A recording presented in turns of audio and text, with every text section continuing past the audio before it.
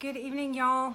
I told my husband that I was like, I think I'm gonna do a live video tonight, but I don't have any makeup and haven't done my hair and have a shirt that I've had on for over 24 hours. And he was like, you know what? People don't need to see you looking awesome. They're gonna be drawn more to what you say. So coming to you with just a little bit of lip gloss on. Feel a little vulnerable. But I wanted to get on tonight and talk about something that is really, really near and dear to my heart. And that is depression and how depression grows in secrecy. So a little earlier tonight, I was, doing my laundry. My gig is so awesome. I was doing laundry and ironing my bedspread, which is like my most hated task. But I had the pleasure of watching one of the people that's on my team with the company that I'm a part of. They were conducting an online event. Hi, Morgan. I know you're excited. And one of the girls on my team was talking about her story of depression. And I was doing, like I said, I was doing multiple things at once, and I just put everything down and sat down and focused on her. Because whenever someone is brave enough to be online and tell their personal story of depression, I put everything else on hold and I want to listen. And you might go, well, of course you do, because that's part of your professional stories.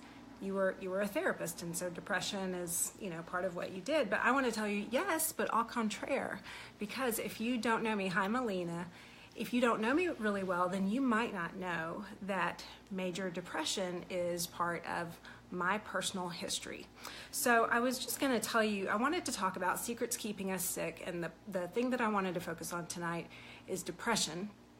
And I wanted to start by telling you a little bit about my story, just in case you don't know it. And I'll keep it short and sweet. By the way, I wore these fun new earrings that I got today in the hopes that they would distract you from the fact that I don't have on any makeup and haven't done my hair. So hopefully that's going to work tonight. Okay, so my story is that I am a preacher's kid, and I'm a firstborn daughter. Love you too, Lindsay Russell. I'm a firstborn daughter, and my sweet, sweet parents who love the Lord and raised me with such, I just grew up in a wonderful home. But I grew up as a little perfectionist, and I had a lot of insecurity. And I grew up in a family, we call it life in the fishbowl, when you're in a preacher's family and everyone's watching what you're doing. And I was very aware that people were watching what I was doing. And so I learned to start keeping secrets, especially about things that I was not proud of or that I was perhaps ashamed of. And like a lot of you guys that maybe grew up in church, or maybe some of you didn't grow up in church, you still grew up learning that how you looked was the most important thing. And I don't just mean appearance, because I didn't grow up with a lot of pressure to be skinny or pretty or anything like that, but I grew up with a lot of pressure to have things look good on the outside. And so I learned at a very young age, I was a Christian show pony. I was really good about standing up and saying my Bible verses, and I'll be the kid that prays and whatever. So I had all my outward behaviors together. But inside, because I was full of a lot of anxiety and insecurity, I was kind of a ticking time bomb. So fast forward to my early 20s, and it was kind of a perfect storm for me. I was a person who was really concerned about the outward appearance, not as concerned about my heart. I thought that by keeping the outward appearance up, that my heart would just follow suit. But I was starting to fall into just dissatisfaction with life. I was disappointed that I was single. I assumed meant something was wrong with me. I also had started taking some weight loss pills at a camp that I was working at in order to give me energy. And what it was doing was it was actually taking some low-grade anxiety for me and ramping it into the upper stratosphere of daily exhaustion. So I had secrets, I had high anxiety, and I had a lot of self-condemnation, a lot of thought patterns that were really, really condemning. And I lived that way for as long as I could, and it was about a year. Outwardly, I was working for a youth ministry. I was training for marathons. I was a great kid that was leading Bible studies, and inwardly I was starting to become super depressed. And so out of that, I fell into just everyday run-of-the-mill sin is what I would call it. I was just really, really struggling in being single and working for a youth ministry, so I was keeping some things secrets, and those things were just stuff I was really embarrassed about, the fact that I was using alcohol to cope with stress, and that I was doing it in secret because I felt like even though I was a legal age, since I worked for a youth ministry, I shouldn't be doing that. I was really hung up on an old boyfriend and was really struggling with our physical relationship, and then tons of condemnation on top of that. So doing those things, especially growing up as a good preacher's kid, Baptist preacher's kid, I just had so much secret shame. And so what happened was, I've said it before, but fear plus exhaustion plus poor mindset, it will result in chemical depression. And that's what happened for me. In the summer of 2002, I was so worn out and I was so low and depressed that I began to plan my suicide. I had a plan, I had a date, and I had the means. And for those of you who are watching that have any experience with professional counseling, you know that that's the trifecta. If you have someone who has thoughts of suicide, a plan and a date to carry it out, and the means to do so, that's typically when you have to call the police. Except I wasn't telling anyone. Hey, Robin, I was so ashamed of being depressed, and I don't even think I knew it was depression. Can you believe that I was planning my suicide and I didn't know what depression really was? I really thought depression was something that happened to other people, but I knew that I hated myself, and that every day I woke up exhausted, and I had insomnia, and I had high anxiety, and I didn't have the language to put on that. So thankfully, one day, when all of my roommates were going out of town, and I was kind of telling myself, okay, this is it, like it's gonna be now or never, which shows you how burdened my mind was, that coming from a loving family and living with loving, precious roommates, I still was keeping this depression a secret. And I want you to hear that, because people who are truly clinically depressed, they are not thinking clearly. Their brain is overloaded with lack of serotonin, with low energy. Their thoughts are disorganized. In fact, disorganized thinking is one of the criteria for major depression. Thank you, Christine. Thanks, Jim Wolf. So I wasn't thinking clearly. It was Sunday morning. I was so low. I had barely gotten out of bed, but I was thinking, okay, today's the day I'm going to do it. I'm going to kill myself. I was that low. And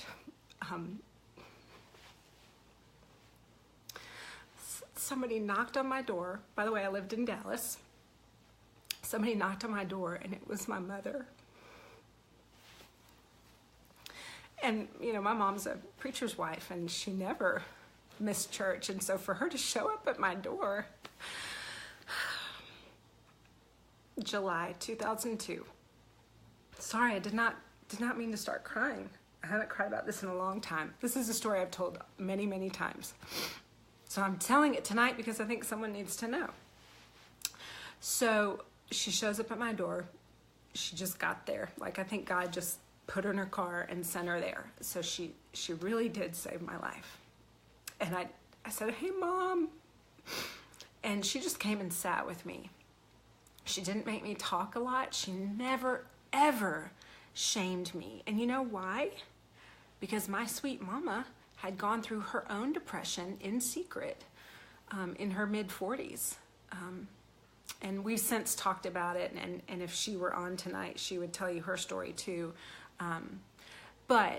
So she showed up, and in the midst of that, people started getting in my business, which is exactly what I needed. I needed to know that what was going on for me, one, not only is it really common, you don't understand how many folks are dealing with daily depression.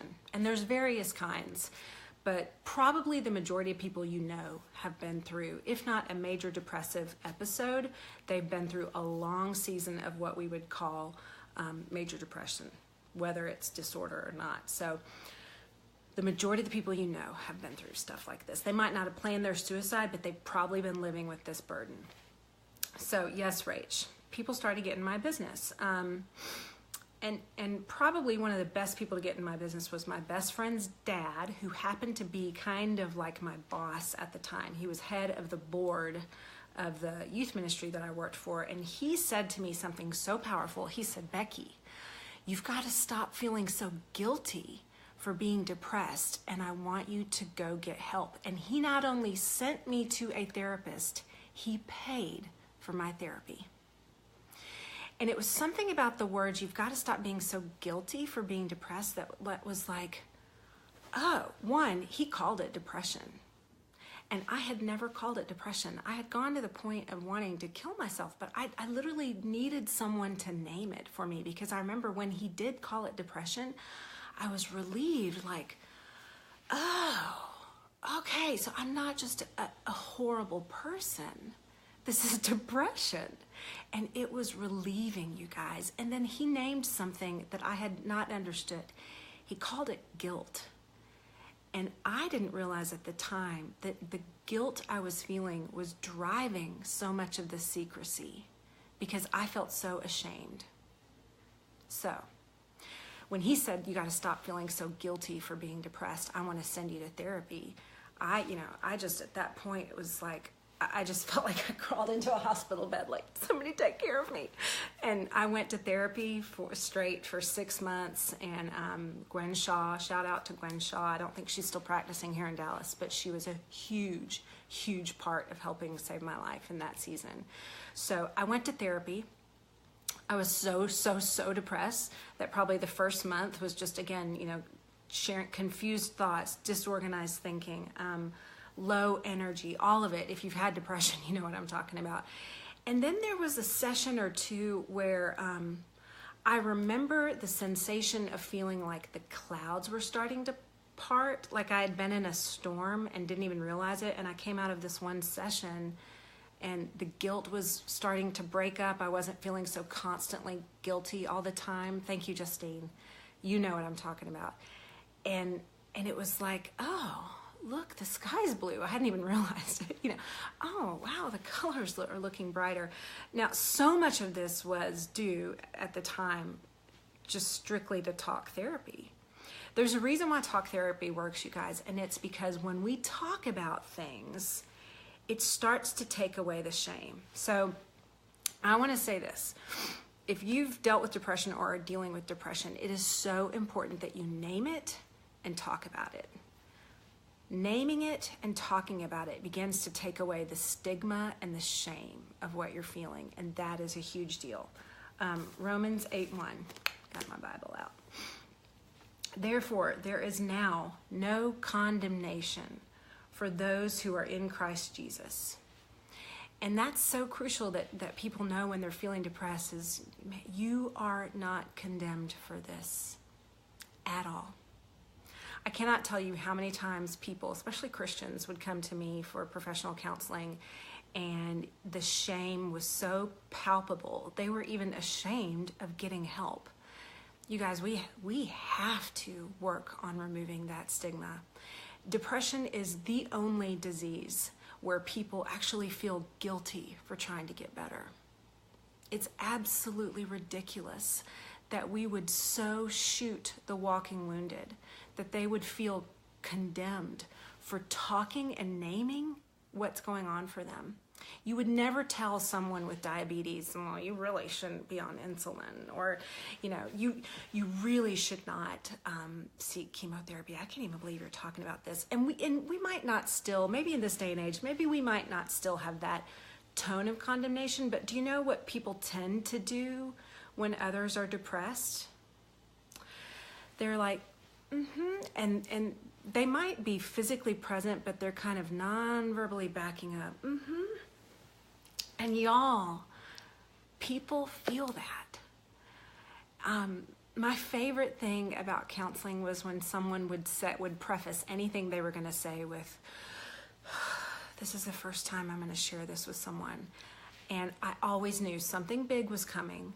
Even if it wasn't big to me, it was big for them. And so my whole reaction in that moment, exactly, Andrea, is like lean in. Like I want to lean in when someone's sharing something like that. I want you to know that not only are you not condemned for being depressed, but man, the fact that you are seeking help and now you're getting ready to share something you've never shared, boy, okay, let's talk about it. I want to lean into this. I'm not going to lean away. So that's huge. Talking about it takes away the shame. Here's number 2, and this is so important. If possible, if you're willing to really invest in yourself, then it's really important to know, where did this depression come from? So there's all kinds of places. I'm going to be honest. Depression should never be a stand-alone diagnosis, in my opinion. I'll expound on that just more in a minute. But depression all by itself is important. It takes up space, and we need to look at just the depression and find out where it's coming from. So sometimes for a lot of people, it comes from a pattern, a thought pattern, or a pattern of beliefs that just isn't working for them. Part of my thought patterns, part of my neural pathways that I had created just by thinking the same thoughts over and over again. And one of them was, I'm ashamed of certain things, so I keep it a secret. Or if I look good on the outside, then maybe everyone will think I'm okay on the inside. Those thought patterns were leading me into this season of depression because I was never meant to keep my insides a secret. I was never meant to have my outsides not match my insides. So that's something we call congruency. And you can get out of congruence when maybe you're living a life that doesn't match up with your values. Maybe you are putting yourself out there in a way that really is not who you are. And we can do that in a myriad of ways. But one of the biggest ways we do it is by secrets. So maybe you've struggled with something that you're ashamed of. Maybe you've had an affair. Maybe you've got a situation in your family that you think no one will understand. Maybe you have an addiction that you're too afraid to talk about. But whatever it is, if you get out of congruence, then that becomes a problem for most people. It's really difficult to live that way. It creates a lot of burdens. It might be that issues from your past, maybe you've got some family history stuff, and P.S. you do, everybody does. Nobody comes from a perfect family. Sometimes we get hesitant to go and get down to those root issues because we're afraid of betraying our family. But really good therapy is never about blaming your mother or your father or whoever, but it is about recognizing beliefs, patterns, even feelings that aren't working for you anymore. And then oftentimes there's also a biological component to depression. And that's why I say I really think depression should never be a standalone diagnosis. So if you're depressed, we want to know, what else could it be? Could it be an addiction issue? Could it be a mood disorder? Could it be a hormone issue? Could it be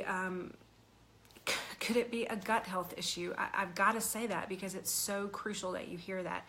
There are lots of biological components. And I mentioned in my story that I had been taking a really intense stimulant. I was using it for weight loss and energy, and it was causing my body to feel constantly anxious because of heart palpitations. It was really bad for me. So there was a biological component, not to mention my gut health was really bad. My serotonin production was really low. So I have to throw that in there. Number 3, okay, so you've got talking about it takes it away. You got to look for the root. And 3 is you need to find hope. 1, and I have to share this, there's always hope if you build a relationship with God. Good theology is life, and relationship with God is key. But there are also some things here that most of us have access to, and one is talk therapy. I tell people, I get requests every single day for a talk therapist or for a professional counselor. And I tell people all the time, man, a personal referral is best. But the only way you'll get a personal referral is if you ask. And by asking, you might reveal that you are in need. And you know what? God delights in neediness. And other people are blessed by vulnerability. So don't be afraid to ask for a personal referral. 2, group therapy is really, really powerful. And there are so many amazing groups in most cities. I mentioned when I talked on a live last week about marriage that my church has an amazing group therapy program for marriage called Reengage. It is so amazing. There's something wonderful and freeing about knowing that other people are struggling with something.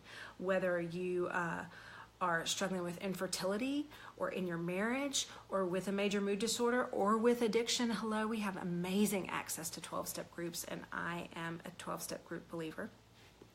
And the 3rd would be getting counseling/coaching. So again, it's so important that you get someone good. Y'all, I can't even tell you, there's just as many really unhealthy therapists and coaches out in the world, and this is why finding someone with a personal referral is huge. But also trust the process. Finding a good therapist is kind of like dating. You might not have chemistry right away. Give it a little time. If the chemistry never comes, then it's okay. You can break up and move on. You can find someone new, but don't quit. Don't quit on yourself. Invest in yourself. Invest in yourself, or invest in your relationships, whether it's, getting help for one of your kids, but just don't quit on yourself. So I just wanted to jump on tonight and encourage y'all, and hopefully listening to a little bit of my train wreck story with depression. By the way, I have to say this.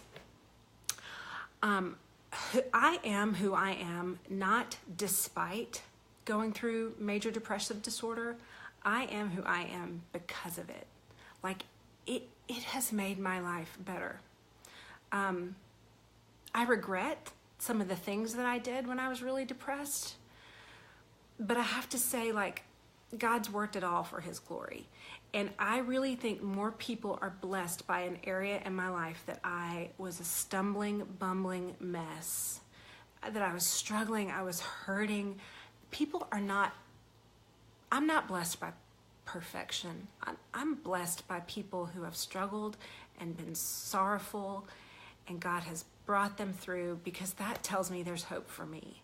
So honestly, your story, y'all, I thought that was going to be the end of my life. And I also thought that I had totally failed. And now I look at it and I'm like, I'm so grateful for that depression. It makes me love people better. It makes me be drawn to people more. It was the thing that I thought would be definitely the death nail in the coffin of me never getting married. God has used all of it for His glory, and He will do that for you too, but only if you start to talk about it. So, okay, I think I've done enough here. Our time is ending. Your free therapy moment. If you were in my office, I'd say, okay, it's almost time. So if there's anything else you want to share, let's go ahead and talk about it now. But I wouldn't hand you Kleenex, because that would be like saying you're too much. And so good therapists don't say, here, blow your nose, or here, you're crying. They'll just kind of look at that Kleenex box like, you can go ahead and take some of that if you want. Hey, if you've ever had good therapy, will you hit the love button? I'm just curious. Anybody out there ever had good therapy? Okay, some of y'all. Have you ever had a bad therapy moment? You can hit the laugh button if you've ever had bad therapy. I have. I'm going to be totally honest. Had a therapist who used to answer her cell phone while we were in session. Y'all, this is when I was a student. I also had a therapist, same therapist, who once said, oh yeah, isn't this the guy you had an affair with? And I was like, no, it is not. And she goes, oh, that was another client. And I was like, oh, great, thanks. I've had bad therapy, yes, but I have had good therapy, and that has been such a lifesaver. And even more than good therapy, I have had sweet friends who I have been able to be a total train wreck with and tell them the truth, tell them my secrets, and they have loved me. My parents have loved me. Morgan Adams just said, I had a therapist who fell asleep. That's bad therapy. Really bad therapy. But if you want to be a good therapist, then be the kind of friend who does never give this face. Be the kind of friend that leans into people when they're in pain, and be the kind of friend who shares your most ugliest moment, your ugliest moment, because you know that someone is going to be blessed by it. So anyway, okay, I really am I'm gonna lock it down because y'all know 9:30 is my bedtime. So I love you guys. Thanks for watching. I'll keep sharing some free therapy moments as they come to me. So sleep good, you guys. God loves you.